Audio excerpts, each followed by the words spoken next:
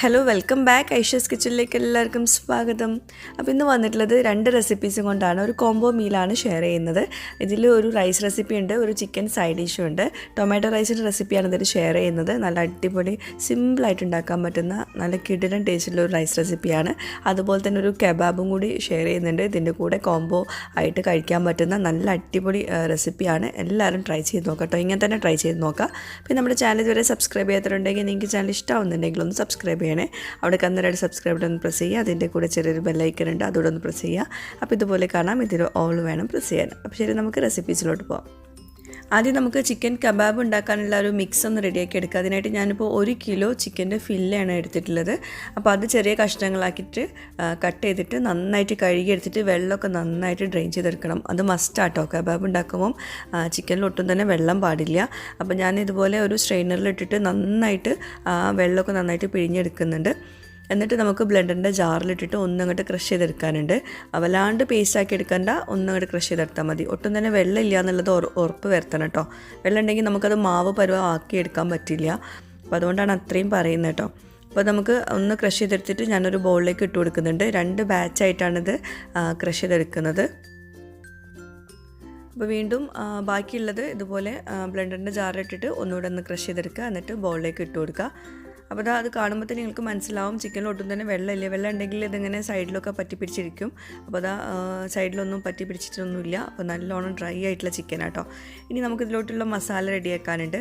അതിനായിട്ട് ഞാൻ 2 സവോള എടുത്തിട്ടുണ്ട്. 1 കിലോ ചിക്കൻ ഫില്ലയിലോട്ട് 2 സവോള, കുറച്ച് ക്യാപ്സിക്കം എടുത്തിട്ടുണ്ട്. ഇഞ്ചി, വെളുത്തുള്ളി, പച്ചമുളക് ഒരു 3 എടുത്തിട്ടുള്ളൂ. അപ്പോൾ തന്നെ ആവശ്യത്തിനുള്ള എരിവ് ഉണ്ട് കേട്ടോ. അപ്പോൾ ഇഞ്ചിയും വെളുത്തുള്ളിയൊക്കെ കുറേശ്ശെ എടുത്താൽ മതി. ചെറുതായിട്ട് ചോപ്പ് ചെയ്തെടുത്തിട്ടുണ്ട്. അപ്പോൾ നിങ്ങൾക്ക് വേണമെങ്കിൽ അങ്ങനെ തന്നെ നിങ്ങൾക്ക് ചേർത്ത് കൊടുക്കുക. ഞാനൊന്ന് ക്രഷ് ചെയ്തിട്ടാണ് ചേർക്കുന്നത് കേട്ടോ എല്ലാം കൂടി. അതിലോട്ട് കുറച്ച് മല്ലിയിലയും കൂടി ചേർക്കുന്നുണ്ട്. മല്ലിയില ഒരു പിടി എടുത്തിട്ടുള്ളൂ. അപ്പോൾ എല്ലാം കൂടി ഒന്ന് ക്രഷ് ചെയ്തെടുത്തിട്ടുണ്ട്. ഇനി നമ്മൾ ക്രഷ് ചെയ്ത ശേഷം നേരെ ചിക്കൻ്റെ ക്രഷ് ചെയ്ത ബോളിലേക്ക് ഇട്ട് കൊടുക്കരുത്. ഒരു സ്ട്രെയിനറിലോട്ട് ഇട്ട് കൊടുത്തിട്ട് അതിൻ്റെ ആ ഒരു വെള്ളം ഉണ്ടാവുമല്ലോ, കുറച്ചൊരു വെള്ളത്തിൻ്റെ അംശമൊക്കെ ഉണ്ടാവുമല്ലോ സവോളയിലും ഇഞ്ചി വെളുത്തുള്ളിയിലൊക്കെ, അതൊന്ന് ചെറുതായിട്ടൊന്ന് സ്ക്യൂസ് ചെയ്ത് കളയണം. അത്രയും വെള്ളം ഉണ്ടെങ്കിൽ നമുക്കത് മാവാക്കി എടുക്കാൻ പറ്റില്ല കേട്ടോ ചിക്കൻ്റെ മിക്സ്. അപ്പോൾ അതുകൊണ്ട് കുറച്ചൊന്ന് സ്ക്യൂസ് ചെയ്ത് കളയാം. ബാക്കിയുള്ളത് അവിടെ ഇരുന്നോട്ടെ, കുഴപ്പമില്ല. അപ്പോൾ അത് നമുക്ക് നേരെ സ്ട്രെയിനറിന് ഇട്ട് കൊടുക്കാം കേട്ടോ ചിക്കൻ്റെ മുകളിലോട്ട്. ഇതിലോട്ട് ഞാനൊരു ടേബിൾ സ്പൂണോളം ചില്ലി ഫ്ലേക്സ് ചേർത്ത് കൊടുക്കുന്നുണ്ട്. പിന്നെ 1 ടേബിൾ സ്പൂണോളം വിനാഗിരി ചേർത്ത് കൊടുക്കുന്നുണ്ട്. പിന്നെ ആവശ്യത്തിനുള്ള ഉപ്പ് പിന്നെ ഒരുപാട് ആവരുത്, അത് പ്രത്യേകം ശ്രദ്ധിക്കുക. ഒരു 1/2 ടീസ്പൂണൊക്കെ ചേർത്ത് കൊടുത്താൽ മതി. കാരണം ഇതിൽ പെട്ടെന്ന് ഉപ്പ് കൂടി പോകാനുള്ള ചാൻസ് ഉണ്ട്. അപ്പോൾ കുറച്ച് മാത്രം ചേർത്ത് കൊടുക്കുക കേട്ടോ. എന്നിട്ട് വേണമെങ്കിൽ ചെറുതായിട്ടൊന്ന് ടേസ്റ്റ് ചെയ്ത് നോക്കുക. ഉപ്പ് മുന്നിട്ട് നിൽക്കരുത്, അതൊന്ന് ശ്രദ്ധിക്കുക കേട്ടോ. ഇനി ഇതെല്ലാം കൂടി നന്നായിട്ടൊന്ന് കുഴച്ചെടുക്കാം. ഞാൻ മുമ്പൊരു ചിക്കൻ കബാബ് റെസിപ്പി ഷെയർ ചെയ്തിട്ടുണ്ടായിരുന്നു. അതിൽ നമ്മൾ വെള്ളമൊന്നും ഡ്രെയിൻ ചെയ്യാണ്ട് നേരെ ചിക്കൻ ബ്ലെൻഡ് ചെയ്തിട്ട് എല്ലാം കൂടി മാവ് പരുവത്തിലാക്കി എടുക്കുമായിരുന്നു. അതിൽ നമ്മൾ ബ്രെഡിൻ്റെ ക്രംസൊക്കെ ചേർത്തിട്ടുണ്ടായിരുന്നു, അതൊന്നും മാവ് പരുവത്തിലാക്കി എടുക്കാൻ വേണ്ടിയിട്ട്. ഇതിൽ നമ്മൾ അതൊന്നും ചേർക്കുന്നില്ല കേട്ടോ. അപ്പോൾ ഇങ്ങനെ ചെയ്തിട്ടുണ്ടെങ്കിൽ നല്ല പെർഫെക്റ്റ് ആയിട്ട് കിട്ടും, അതൊന്ന് ശ്രദ്ധിക്കുക. അപ്പോൾ നമ്മൾ ജസ്റ്റ് ഒന്ന് ബോളാക്കി നോക്കുക. ഇങ്ങനെ സൈഡിലൊന്നും ഒട്ടിപ്പിടിക്കുന്നില്ല എന്നെങ്കിൽ നമ്മൾ മാവ് നല്ല പെർഫെക്റ്റ് ആണെന്ന് മനസ്സിലാക്കുക. വെള്ളമൊന്നും ഇല്ല. ഇനി കുറച്ച് നേരം നമുക്കതൊന്ന് ഫ്രീസറിൽ വെക്കാറുണ്ട്. പിന്നെ ഞാൻ കുറച്ചുകൂടെ മല്ലിയില, കുറച്ചുകൂടെ ക്യാപ്സിക്കം ചെറുതായിട്ട് ചോപ്പ് ചെയ്തതും പിന്നെ കുറച്ചുകൂടെ ചില്ലി ഫ്ലേക്സും കൊണ്ട് ചേർക്കുന്നുണ്ട്. കാരണം നമ്മളത് റെഡി ആയി കഴിഞ്ഞിട്ടുണ്ടെങ്കിൽ അത് കാണാനൊരു മൊഞ്ചിന് വേണ്ടി നമ്മളിതൊക്കെ കൂടി ചേർക്കുന്നത് കേട്ടോ. ഇനി നമ്മൾ റൈസ് റെഡി ആവുന്ന അത്രയും സമയം ഒരു 10-15 മിനിറ്റൊക്കെ മതി ഫ്രീസറിൽ ഇങ്ങനെ കുറച്ച് നേരം വെക്കുക കേട്ടോ. നിർബന്ധമില്ല, പക്ഷെ വെക്കുവാണെങ്കിൽ നല്ലതാണ്. ഇനി നമുക്ക് ടൊമാറ്റോ റൈസ് റെഡിയാക്കുന്നത് എങ്ങനെയെന്ന് നോക്കാം. ടൊമാറ്റോ റൈസ് റെഡിയാക്കാൻ വേണ്ടി ഞാനിപ്പോൾ ഇവിടെ എടുത്തിട്ടുള്ളത് ഇന്ത്യ ഗേറ്റിൻ്റെ ബസ്മതി റൈസാണ്. അതായത് നമ്മൾ ഫ്രൈഡ് റൈസൊക്കെ ഉണ്ടാക്കുന്ന അരിയാണ് എടുത്തിട്ടുള്ളത് കേട്ടോ. അപ്പോൾ സാധാരണ നമ്മൾ വീട്ടിലൊക്കെ ഉണ്ടാക്കുമ്പോൾ തക്കാളി ചോറൊക്കെ ഉണ്ടാക്കുന്നത് സാധാരണ നമ്മൾ ചോറ് വെക്കുന്ന അരി വെച്ചിട്ടായിരിക്കും. അപ്പോൾ ഇവിടെ നമ്മളിപ്പോൾ എടുത്തിട്ടുള്ളത് ബസ്മതി റൈസാണ്. അപ്പോൾ ബസ്മതി റൈസ് ഇല്ലെങ്കിൽ നമ്മൾ ജീരകശാല റൈസ് എടുക്കുക കേട്ടോ. ഇതിലേതെങ്കിലും ഒന്ന് എടുക്കുക. അപ്പം ഞാൻ പ്രിഫർ ചെയ്യുന്നത് ബസ്മതി റൈസ് ആയിരിക്കും. 4 കപ്പ് ബസ്മതി റൈസ് എടുത്തിട്ടുണ്ട്. അപ്പോൾ നമുക്ക് ഒരു 7 കപ്പോളം വെള്ളം നമുക്ക് തിളപ്പിക്കാൻ വെക്കാം. അതായത് നമ്മൾ 4 കപ്പ് അരിയിലോട്ട് നമുക്ക് വേണ്ടത് 8 കപ്പാണല്ലോ, പക്ഷെ അതിൽ നിന്ന് 1 കപ്പ് കുറച്ചെടുക്കുക കേട്ടോ. അത്ര മതിയാവും. ഇതുപോലത്തെ നമ്മൾ റൈസും എല്ലാം കൂടി ഒരുമിച്ച് കുക്ക് ചെയ്യുമ്പോൾ ഇത്ര മതിയാവും കേട്ടോ. അപ്പോൾ അതൊന്ന് കറക്റ്റ് അളവ് നോക്കുക. ഡബിളിൻ്റെ 1 കപ്പ് കുറയ്ക്കുക. ഇപ്പോൾ 2 കപ്പ് അരിയാണ് എടുക്കുന്നതെങ്കിൽ അതിന് ഡബിൾ 4 അല്ലേ, അപ്പം അതിന് 1 കപ്പ് കുറയ്ക്കുക. അപ്പോൾ 3 കപ്പ് വെള്ളമാണ് 2 കപ്പ് അരിക്ക് എടുക്കേണ്ടത് കേട്ടോ. അപ്പോൾ ഇനി നമുക്ക് തക്കാളിയൊക്കെ ഒന്ന് ബ്ലെൻഡ് ചെയ്തെടുക്കുക. ഞാനിപ്പം 1 കപ്പ് അരിക്ക് 1 തക്കാളി എന്ന കണക്കിൽ 4 തക്കാളി എടുത്തിട്ടുണ്ട്. 4 തക്കാളി വെള്ളമൊന്നും ഒഴിക്കാതെ നല്ലോണം പേസ്റ്റ് പരുവത്തിൽ അരച്ചിട്ട് ഒരു ബൗളിലേക്ക് ഇട്ട് വയ്ക്കുക. അപ്പോൾ നമ്മൾ തക്കാളി അങ്ങനെയാണ് ചേർക്കുന്നത് കേട്ടോ, നല്ലോണം പേസ്റ്റ് ആക്കിയിട്ടാണ് ചേർക്കുന്നത്. ഇനി നമുക്ക് ഇതിലോട്ടുള്ള ഹോൾ സ്പൈസസ് ഒക്കെ ഒന്ന് റെഡിയാക്കി എടുക്കാം. ഞാൻ ഏലക്ക, ഗ്രാമ്പൂ, പട്ട ഇതൊക്കെ എടുത്തിട്ടുണ്ട്. നെയ്ച്ചോറൊക്കെ ഉണ്ടാക്കുന്ന പോലെ നല്ലൊരു മണം കിട്ടാൻ വേണ്ടിയിട്ടാണ്. ഇനി പാന് ചൂടാക്കിയിട്ട് അതിലോട്ട് നമുക്ക് ഓയിൽ ഒഴിച്ചു കൊടുക്കുക. സാധാരണ നമ്മൾ നെയ്ച്ചോറൊക്കെ ഉണ്ടാക്കുന്നത് എങ്ങനെയാണോ അതേപോലെ തന്നെ ആദ്യം നമുക്ക് ഹോൾ സ്പൈസസ് ഇട്ട് കൊടുക്കുക. എന്നിട്ട് അതിലോട്ട് സവോള 2 എണ്ണം, പച്ചമുളക് ഒരു 3 എണ്ണം ഇട്ട് കൊടുക്കുന്നുണ്ട്, നല്ലോണം കനം കുറച്ച് അരിഞ്ഞത്. പിന്നെ പച്ചമുളക് ഞാൻ അരിഞ്ഞിട്ടൊന്നുമില്ല, നേരെ ഇട്ട് കൊടുത്തിട്ടുള്ളൂ. നല്ലൊരു മണമായിരിക്കും പച്ചമുളക് ഇങ്ങനെ വഴറ്റിയെടുക്കുമ്പോൾ. അപ്പം സവോള ഒന്ന് നന്നായിട്ടൊന്ന് വഴണ്ട് വന്നോട്ടെ. അതിനുശേഷം നമുക്ക് മല്ലിയില, ഇഞ്ചി ചെറുതായിട്ട് ചോപ്പ് ചെയ്തത്, വെളുത്തുള്ളി കഷ്ണങ്ങളാക്കിയത്, പിന്നെ ക്യാപ്സിക്കം ചെറിയ കഷ്ണങ്ങളാക്കിയത്, ഇതെല്ലാം കൂടി ചേർത്തിട്ട് വീണ്ടും ഒന്നുകൂടെ വഴറ്റിയെടുക്കുക. ഇഞ്ചിയും വെളുത്തുള്ളിയും ചതച്ചിട്ട് വേണമെങ്കിൽ ചേർത്ത് കൊടുക്കുക, അല്ലെങ്കിൽ ചെറിയ കഷ്ണങ്ങളാക്കിയതും ചേർത്ത് കൊടുക്കുക കേട്ടോ. അതിന് ഇന്ന കണക്കൊന്നുമില്ല, കുറച്ച് എടുത്തിട്ട് ഇട്ട് കൊടുക്കുക. അത് കൂടുതലാവണ്ട, എന്നാൽ ഒട്ടും കുറഞ്ഞും പോവണ്ട. എല്ലാം കൂടി നന്നായിട്ടൊന്ന് വഴറ്റിയെടുക്കുക. ആ ഒരു പച്ചമണക്കൊന്ന് മാറട്ടെ. എന്നിട്ട് വേണം നമുക്ക് തക്കാളിയുടെ ആ ഒരു പേസ്റ്റ് ചേർത്ത് കൊടുക്കാൻ വേണ്ടിയിട്ട്. നമ്മൾ നേരത്തെ ബ്ലെൻഡ് ചെയ്ത് വെച്ചല്ലോ, 4 തക്കാളി ബ്ലെൻഡ് ചെയ്തതാണ്. എന്നിട്ട് അതിലോട്ട് നമുക്ക് മഞ്ഞൾപ്പൊടി ഒരു 1/2 ടീസ്പൂണ്, മുളക് പൊടി ഒരു ടേബിൾ സ്പൂണോളം ചേർത്തിട്ടുണ്ട്, നല്ലൊരു കളർ കിട്ടാൻ വേണ്ടിയിട്ടാണ്. എന്നിട്ട് എല്ലാം കൂടി നന്നായിട്ടൊന്ന് മിക്സ് ചെയ്ത് കൊടുക്കുക. ആവശ്യത്തിനുള്ള ഉപ്പും ചേർത്ത് കൊടുക്കുക കേട്ടോ. അപ്പോൾ തക്കാളിയുടെ കളർ കണ്ടോ, തക്കാളി നമ്മൾ ചേർക്കുന്ന സമയത്ത് അധികം കളറൊന്നും ഇല്ലായിരുന്നു. പിന്നെ നമ്മൾ മുളക് പൊടിയൊക്കെ ചേർത്തപ്പോൾ നല്ലൊരു കളറിൽ വന്നിട്ടുള്ളത്.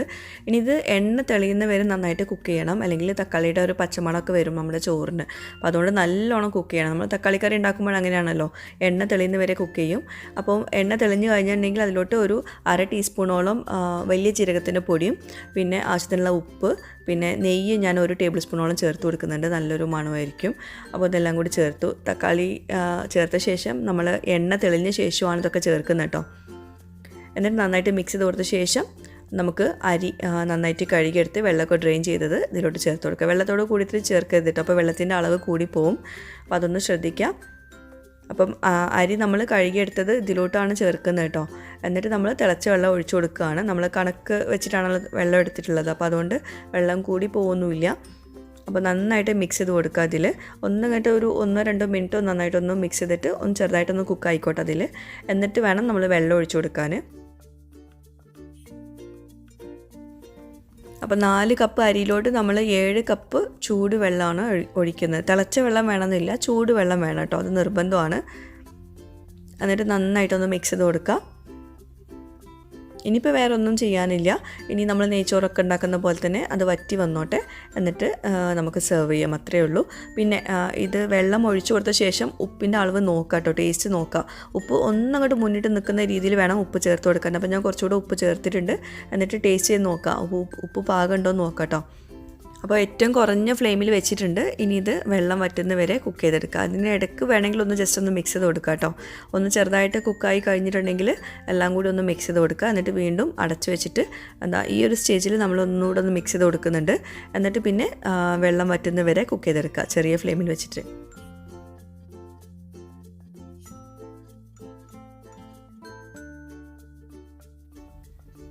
അപ്പോൾ നമ്മുടെ തക്കാളി ചോറ് റെഡി ആയിട്ടുണ്ട്, ടൊമാറ്റോ റൈസ് റെഡി ആയിട്ടുണ്ട്. നല്ല ടേസ്റ്റി ആയിട്ടുള്ള സൈഡ് ഡിഷ് ഒന്നും ആവശ്യമില്ലാത്തൊരു റൈസ് റെസിപ്പിയാണ്. കുട്ടികൾക്ക് സ്കൂളിലേക്ക് കൊടുത്തേക്കാൻ പറ്റും, അതുപോലെ ജോലിക്ക് പോകുന്നവർക്കൊക്കെ കൊണ്ടുപോകാൻ പറ്റുന്ന സിമ്പിളായിട്ടുള്ള റൈസ് റെസിപ്പിയാണ്. സൈഡ് ഡിഷിൻ്റെ ഒന്നും ആവശ്യമില്ല, അതാണ് ഇതിൻ്റെ പ്രത്യേകത കേട്ടോ. അപ്പോൾ എല്ലാവരും ട്രൈ ചെയ്ത് നോക്കുക. ഇനി ഇതിലോട്ടുള്ളൊരു കോമ്പിനേഷൻ നമ്മൾ ഉണ്ടാക്കുന്നത് കെബാബാണല്ലോ, നമ്മൾ നേരത്തെ റെഡിയാക്കി വെച്ചിട്ടുണ്ടായിരുന്നു. ഇനി അത് കെബാബ് ഉണ്ടാക്കുന്നത് എങ്ങനെയെന്ന് കാണാം. അപ്പോൾ മാവൊക്കെ റെഡിയാക്കിയിട്ടുണ്ട്, അതായത് മിക്സ് റെഡിയാക്കിയിട്ടുണ്ട്. ഇനി നമുക്കിതുപോലെ സ്ക്യൂവർ വേണം. അതുപോലെ സ്ക്യൂവർ ഇല്ല എന്നാണെങ്കിൽ കുഴപ്പമൊന്നുമില്ല, നമ്മൾ കയ്യിൽ ജസ്റ്റ് നമ്മൾ കട്ട്ലറ്റൊക്കെ ഉണ്ടാക്കുന്ന പോലെ ചെയ്തെടുത്താലും മതി കേട്ടോ. അപ്പോൾ ഞാൻ സ്ക്യൂവർ നമ്മുടെ പാൻ്റെ സൈസിൽ ഒന്ന് കട്ട് ചെയ്തെടുത്തിട്ടുണ്ട് കേട്ടോ. ഞാനിപ്പോൾ ഒരു ഡബിൾ സൈഡ് ഗ്രിൽ പാനാണ് എടുത്തിട്ടുള്ളത്. അപ്പോൾ അതിൻ്റെ ഒരു പരുവത്തിൽ കട്ട് ചെയ്തെടുത്തിട്ടുണ്ട്, അതിൽ ഫിറ്റ് ആവുന്ന രീതിയിൽ കട്ട് ചെയ്തെടുത്തിട്ടുണ്ട്. റോയൽ ഫോർഡിൻ്റെ ഡബിൾ സൈഡ് പാനാണ് എടുത്തിട്ടുള്ളത്. അപ്പോൾ ഞാൻ ഡബിൾ സൈഡ് ഒന്നും യൂസ് ചെയ്യുന്നില്ല കേട്ടോ. നിങ്ങൾക്ക് വേണമെങ്കിൽ സാധാ ഫ്രൈങ് പാൻ എടുത്താലും മതി. കാരണം ഞാൻ തിരിച്ചിട്ട് കൊടുക്കുന്നൊന്നുമില്ല, നമ്മൾ പാനിൽ വെച്ചിട്ട് തന്നെ തിരിച്ചിട്ട് കൊടുക്കുന്നത്. നമുക്ക് ആ ഗ്രില്ലിൻ്റെ ഒരു ലുക്ക് വേണമല്ലോ നമുക്ക് ഈ കബാബിൽ. അപ്പോൾ അതുകൊണ്ട് തന്നെ ഞാൻ അതിൽ വെച്ചിട്ട് തന്നെയാണ് ഒരു ഫ്രൈങ് പാൻ യൂസ് ചെയ്യുന്ന പോലെ തന്നെയാണ് എടുത്തിട്ടുള്ളത്. അപ്പം പാന് ഒന്ന് ചൂടാക്കിയെടുത്ത ശേഷം ഓയിൽ ജസ്റ്റ് ഒന്ന് സ്പ്രെഡ് ചെയ്ത് കൊടുക്കുന്നുണ്ട്.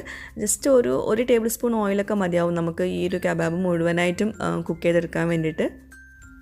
അപ്പോൾ നല്ല ഹെൽത്തി ആയിട്ടുള്ളൊരു റെസിപ്പിയാണ്.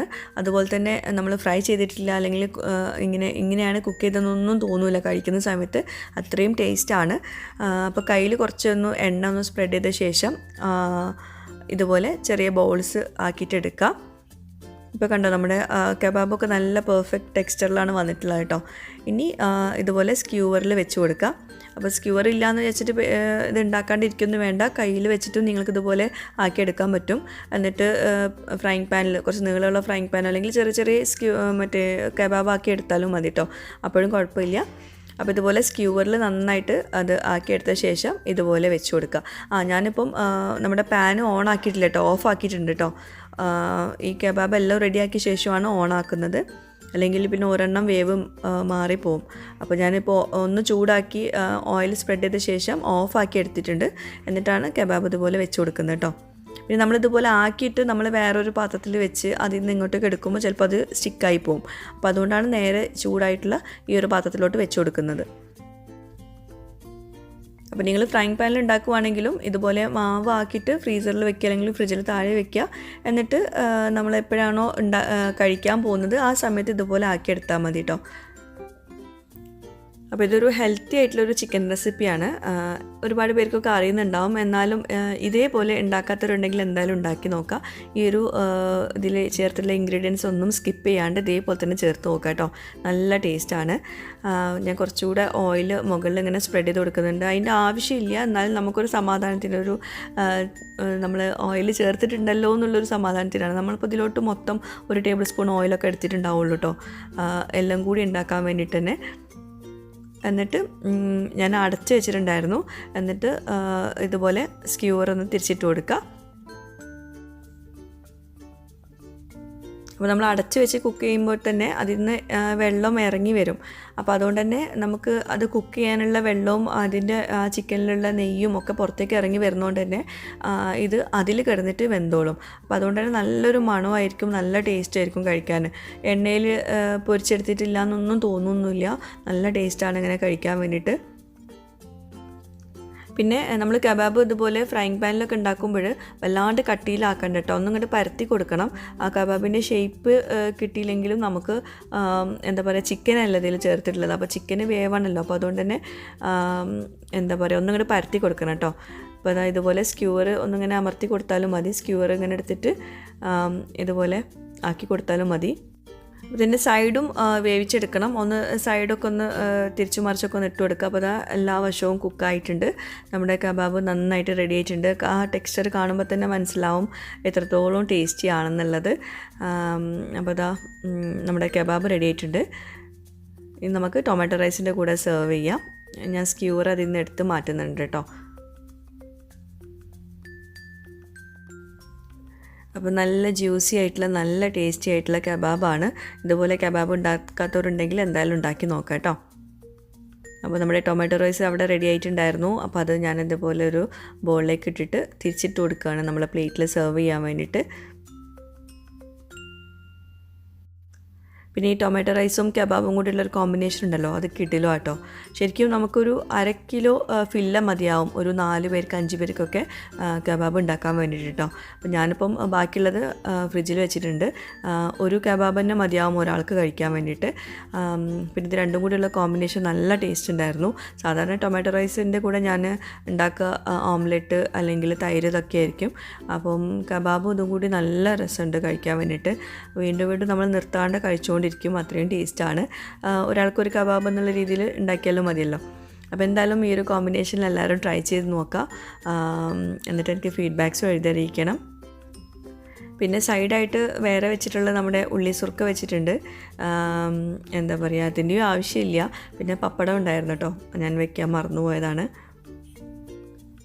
നമ്മൾ കബാബ് കണ്ടപ്പം ഞാൻ തക്കാളി റൈസിൻ്റെത് പറയാൻ വിട്ടുപോയി. തക്കാളി റൈസ് കഴിക്കുന്നൊന്നും അധികം എടുത്തിട്ടില്ലായിരുന്നു കേട്ടോ. അപ്പോൾ ഇതാ കബാബ് ഇതാ കണ്ടോ, അകത്ത് നല്ല ജ്യൂസി ആയിട്ട് കിടക്കുന്നുണ്ട്, നല്ലോണം കുക്കായിട്ടൊക്കെ ഉണ്ട്, നല്ല ടേസ്റ്റ് ഉണ്ട്. അപ്പം ഇത് രണ്ടും കൂടിയുള്ളൊരു കോമ്പിനേഷൻ അടിപൊളിയാണ്. എന്തായാലും ഇതുപോലെ ഒന്ന് ട്രൈ ചെയ്ത് നോക്കാം, രണ്ടും കൂടി തന്നെ ഉണ്ടാക്കി നോക്കാം കേട്ടോ. ഇതിൽ നമ്മൾ എണ്ണയിൽ ഫ്രൈ ചെയ്തിട്ടില്ല എന്നൊന്നും തോന്നില്ല കഴിക്കുന്ന സമയത്ത്.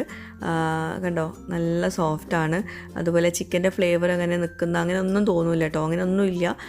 കഴിക്കുമ്പോൾ നല്ല ടേസ്റ്റാണ്, കാരണം നമ്മൾ അത്യാവശ്യം സാധനങ്ങളൊക്കെ അതിൽ ചേർത്തിട്ടുണ്ട്. അപ്പോൾ എല്ലാവരും ഒന്ന് ട്രൈ ചെയ്യണേ. അപ്പോൾ ഇന്നത്തെ വീഡിയോ എല്ലാവർക്കും ഇഷ്ടമായിട്ടുണ്ടെന്ന് വിശ്വസിക്കുന്നു. പുതിയൊരു വീഡിയോ ആയിട്ടും വ്ളോഗുമായിട്ടൊക്കെ വരുന്നവരേക്കും ബൈ, താങ്ക് യു.